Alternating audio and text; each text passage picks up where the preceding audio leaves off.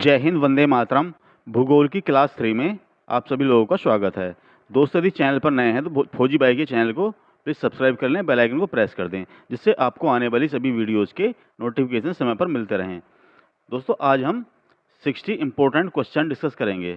सारे question exam oriented हैं और प्रीवियस एग्जाम्स में आए हुए हैं, इसलिए वीडियो को स्किप ना करें और अंत तक जरूर देखें। तो चलिए दोस्तों, वीडियो शुरू करते हैं। यह रहा पहला क्वेश्चन आपकी स्क्रीन पर। विश्व की सबसे बड़ी झील कौन सी है? तो दोस्तों, इस झील का नाम है कैस्पियन सागर झील। ये ईरान और रशिया के बीच में स्थित है। क्या नाम है दोस्तों इसका? कैस्पियन सागर झील। और ये खारे पानी की झील है, ये भी आप लोगों को याद रखना है। चलिए नेक्स्ट क्वेश्चन। विश्व की सबसे बड़ी खारे पानी की झील कौन सी है? तो दोस्तों, कौन सी? कैस्पियन सागर झील विश्व की सबसे बड़ी खारे पानी की झील है। चलिए नेक्स्ट क्वेश्चन। विश्व की सबसे बड़ी मीठे पानी की झील कौन सी है? तो दोस्तों, इसका नाम है सुपीरियर झील, यानी कि लेक सुपीरियर विश्व की सबसे बड़ी मीठे पानी की झील है। इंपॉर्टेंट क्वेश्चन है। और ये कहाँ पर स्थित है? ये अमेरिका में स्थित है। चलिए नेक्स्ट क्वेश्चन। विश्व की सर्वाधिक गहरी झील कौन सी है? तो दोस्तों, कौन सी है? इसका नाम है बैकाल झील। बैकाल झील विश्व की सर्वाधिक गहरी झील है। इंपॉर्टेंट क्वेश्चन है सारे ही। तो सारे क्वेश्चन अपने आप में यूनिक क्वेश्चन हैं और सिलेक्टेड क्वेश्चन है, इसलिए वीडियो को स्किप ना करें, अंत तक जरूर देखें। चलिए नेक्स्ट क्वेश्चन। विश्व की सर्वाधिक लवणीय झील कौन सी है? तो दोस्तों, इस झील का नाम है वोन झील। वोन झील जो है विश्व की सर्वाधिक लवणीय झील है। और ये कहाँ पर? ये तुर्की में स्थित है। इंपॉर्टेंट क्वेश्चन है। चलिए नेक्स्ट। सर्वाधिक ऊंचाई पर स्थित नौकायान झील कौन सी है? तो दोस्तों, इसका नाम है टिटिकाका। सर्वाधिक ऊंचाई पर आए या फिर सर्वाधिक ऊंचाई पर स्थित नौकायान झील, आप लोगों को याद रखना है कौन सी झील है? टिटिकाका झील। इंपॉर्टेंट क्वेश्चन है। चलिए फ्रेंड्स, नेक्स्ट क्वेश्चन।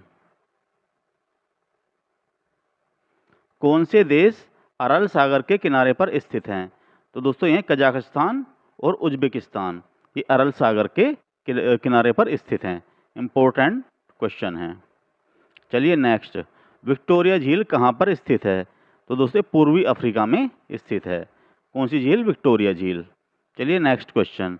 कौन सी झील तंजानिया व युगांडा के बीच अंतर्राष्ट्रीय सीमा बनाती है? तो दोस्तों, कौन सी झील है? ये है विक्टोरिया झील। इंपॉर्टेंट क्वेश्चन है। चलिए नेक्स्ट क्वेश्चन। कैस्पियन सागर झील कहाँ पर स्थित है? तो रूस और ईरान के बीच में ये कैस्पियन सागर झील स्थित है, जो कि विश्व की सबसे बड़ी झील है। चलिए नेक्स्ट क्वेश्चन।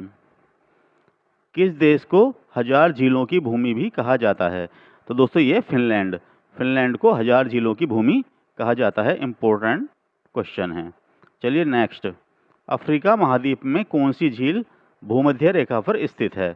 तो दोस्तों, ये है विक्टोरिया झील, जो कि अफ्रीका महाद्वीप में भूमध्य रेखा पर स्थित है। इंपॉर्टेंट क्वेश्चन है।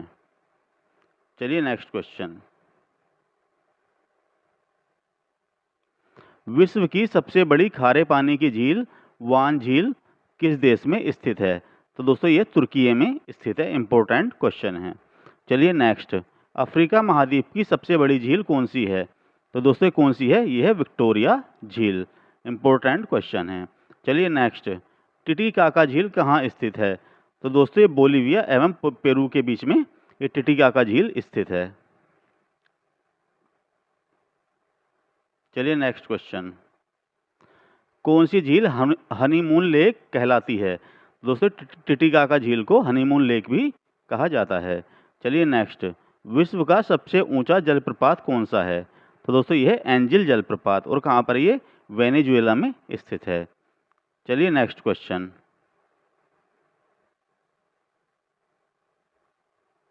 एंजिल जलप्रपात किस नदी पर स्थित है? तो दोस्तों, ये कैरोनी नदी पर स्थित है। इंपॉर्टेंट क्वेश्चन, मार्क कर लेना। चलिए, स्टैनली जलप्रपात किस नदी पर स्थित है? तो दोस्तों, ये कांगो नदी पर स्थित है। कौन सा? स्टैनली जलप्रपात। चलिए नेक्स्ट क्वेश्चन। विक्टोरिया जलप्रपात किस नदी पर स्थित है? तो ये जेम्बेजी नदी पर स्थित है। चलिए नेक्स्ट क्वेश्चन।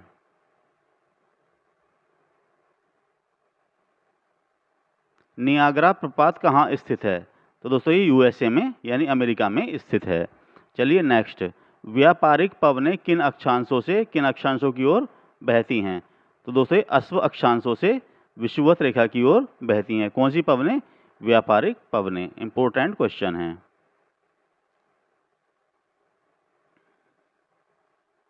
चलिए नेक्स्ट क्वेश्चन, उच्च दाब से भूमध्य सागर की ओर चलने वाली पवनें कौन सी होती हैं? तो दोस्तों इन्हें क्या कहा जाता है? ये कौन सी है? व्यापारिक पवनें। उच्च दाब से भूमध्य सागर की ओर चलने वाली पवनें कौन सी हैं? व्यापारिक पवनें। व्यापारिक पवनें कैसी होती हैं? तो दोस्तों नियमित व स्थिर जो होती हैं ये व्यापारिक पवनें होती हैं। चलिए नेक्स्ट क्वेश्चन, पूरे वर्ष एक ही दिशा में प्रवाहित होने वाली पवन क्या कहलाती है? तो दोस्तों उसे कहा जाता है सनातनी पवन। इंपॉर्टेंट क्वेश्चन है। चलिए नेक्स्ट, गरजती चालीसा, प्रचंड पचासा एवं चीखता साठा क्या है? तो दोस्तों यह दक्षिणी गोलार्ध में पश्चिमी पवनों को गरजती चालीसा, प्रचंड पचासा और चीखता साठा कहा जाता है। इंपॉर्टेंट क्वेश्चन है। चलिए नेक्स्ट, मानसून शब्द से क्या तात्पर्य है? तो दोस्तों हवाओं के रुख का बदलना, ये मानसून का तात्पर्य है। चलिए नेक्स्ट क्वेश्चन, अमेरिका के मध्य मैदानों पर चिनूक हवाओं का क्या प्रभाव पड़ता है? तो दोस्तों इससे जो है गर्मी का तापमान कम हो जाता है। किससे? चिनूक हवाओं से।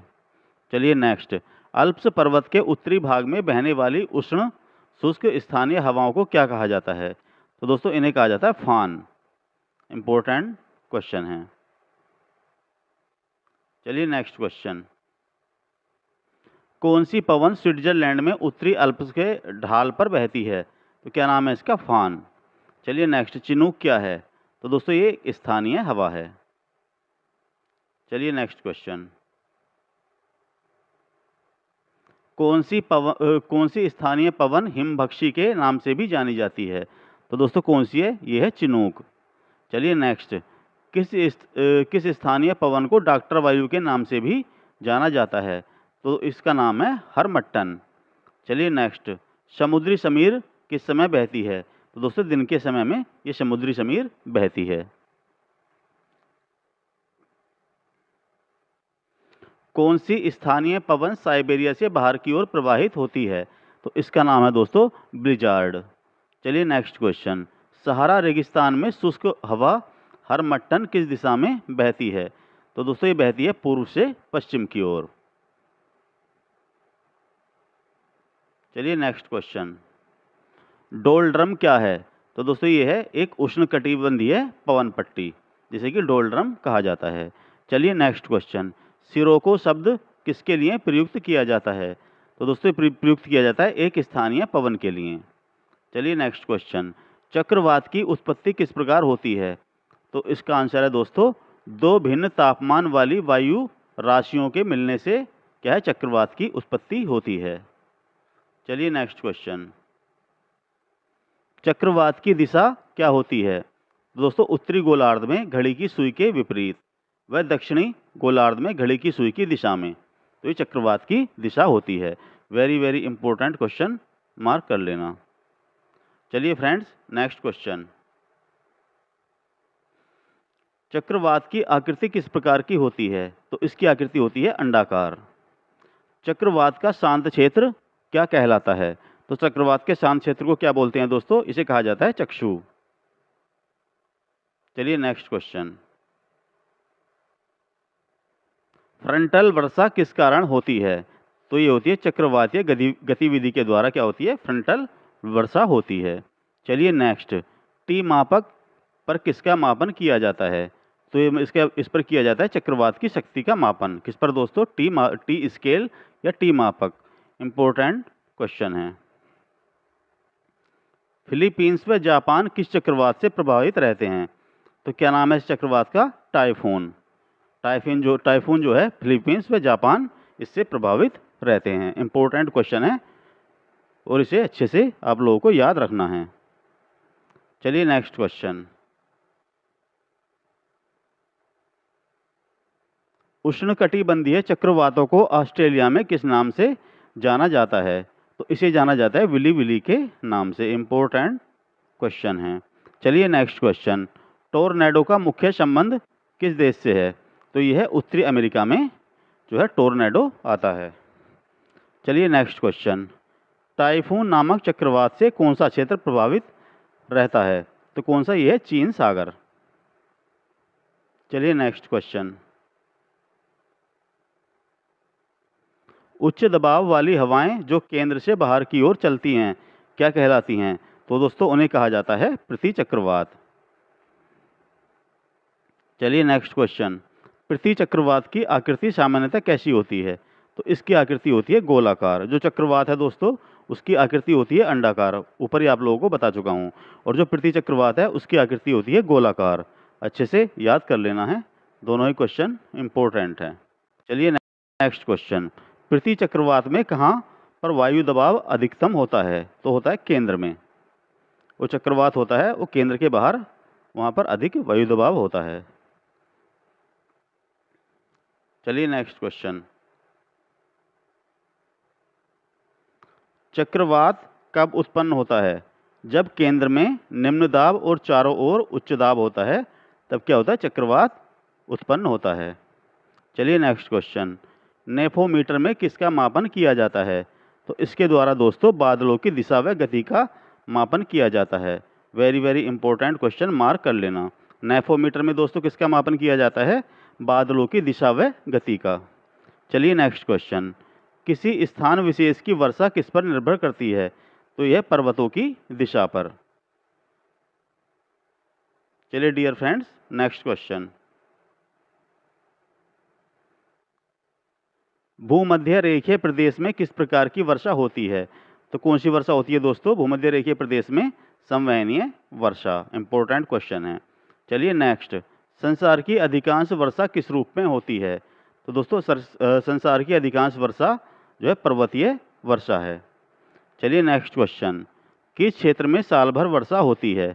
तो दोस्तों यह भूमध्य रेखीय क्षेत्र में साल भर वर्षा होती है। चलिए फ्रेंड्स नेक्स्ट क्वेश्चन,